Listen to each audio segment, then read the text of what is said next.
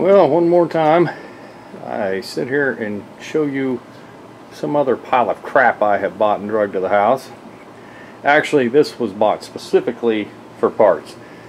And I don't know when it was. The last tag it was on was out of Oklahoma. There was no title to it. It was dated 2009. It's a 2002. And it had been wrecked in the front, but not hard enough to pop the airbags. So I'm not really sure why this was, whether it was an insurance buyout or whether the guy who had it had a title loan against it. It's so hard to say when you buy something used. And what I did was I actually got it from a guy who got it from another guy, and all he wanted it for was the front axle. This is actually an 02 Cadillac Escalade. It was actually original with the LQ9 6-liter V8, which is more sought after than the LQ4, but the LQ4 is just as fine. That's what my pickup has, an LQ4. The only difference between the LQ9 and the LQ4 of these years is one has dish pistons and one has flat top pistons. So all it is a compression ratio. It's instead of 9.3, which is the LQ4, it's a 10.0. So it's not really that big of a difference. However, there was some stuff left because I specifically asked him, because I had never seen it, been sitting down in his field for 2-3 years. Did they use everything off of it? And he says, yeah, I bought it for the front axle, then somebody came by and wanted the transmission or transfer case or something, so he took those out and sold those. It was the all-wheel drive, not four-wheel, so it wouldn't have made any difference. It would have been the wrong year, but that transfer case wouldn't have worked for me anyway. But either way, I was surprised to find the cat still in here, because generally people sell those. Hang on just a second. Alright. Negative. You know better to go in this garage. Get. So, anyway, the funny thing is that they stripped a whole bunch of stuff out, like the seat switches and the instrument cluster, and they took a whole mess of stuff out, but they didn't actually take them. They just threw them down on the floor. So I'm not really sure if somebody thought they wanted all these parts or whatever. I'm not sure, but it doesn't matter. This Cadillac, I've never actually been in one of these. It's got some neat stuff on it though. It's got the clock.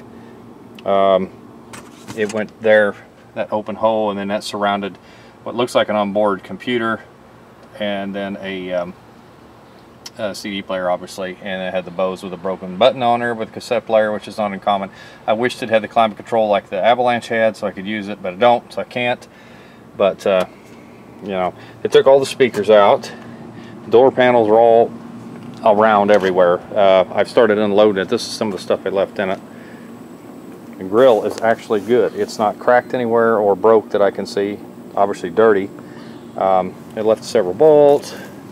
It left you know, some of the other stuff. Exhaust manifolds over there, and I don't need the air intake. But what I did find was there's the fuel injectors and rail and intake.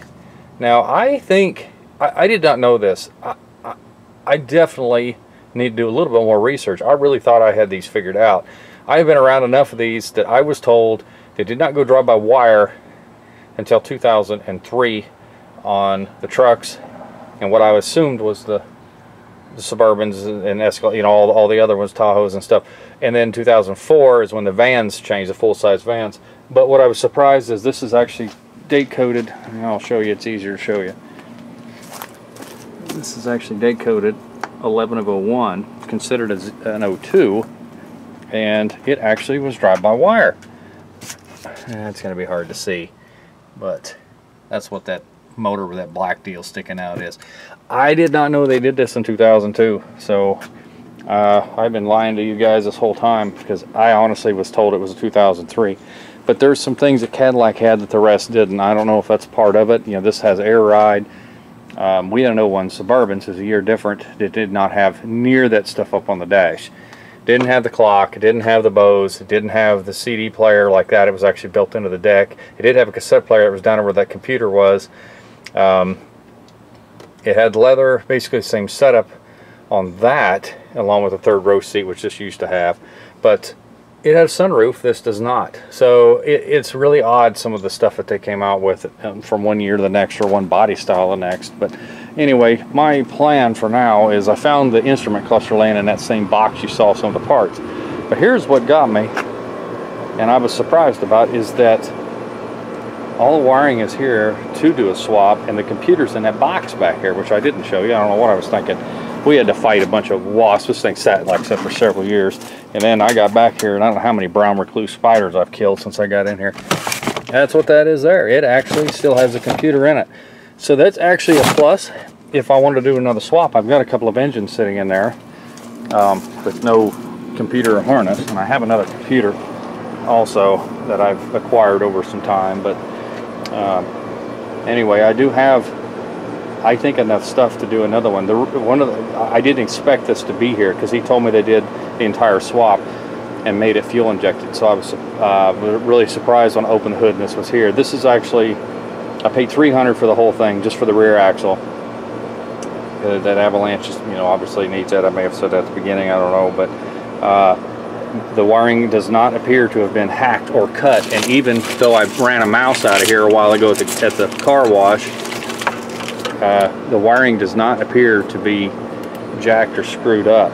But you think about this, I'm going to put some power and ground to that and see if I can see how many miles are on it. It may not let me since there's so many things missing. I'm gonna try it here right now. I'm charging my jumper pack, and then I'm gonna put it on there just to see if I can see how many miles are actually on this thing. So anyway, that's what we got. Is I know 300, to me 300 is kind of high for something that doesn't doesn't run or whatever, and it only has 3 of the Cadillac wheels. The front right and left one was wrecked. That's why it was. I guess I did. I'll kind of walk by there, did show you. Pull the hood down.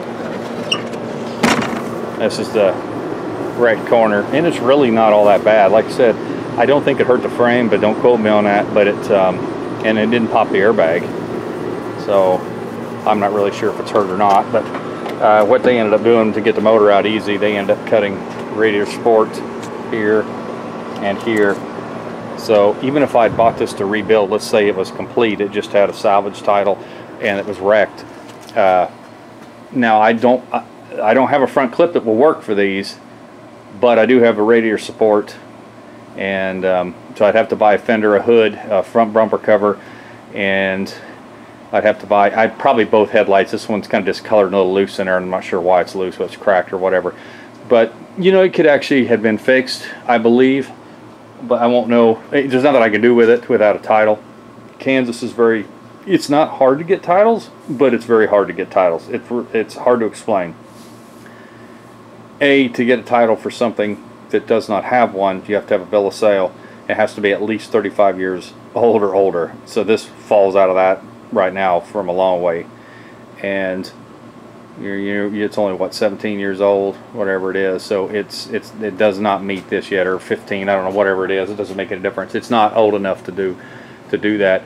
And it can't have any liens against it. Sometimes they run them. Sometimes Kansas isn't so bad at that.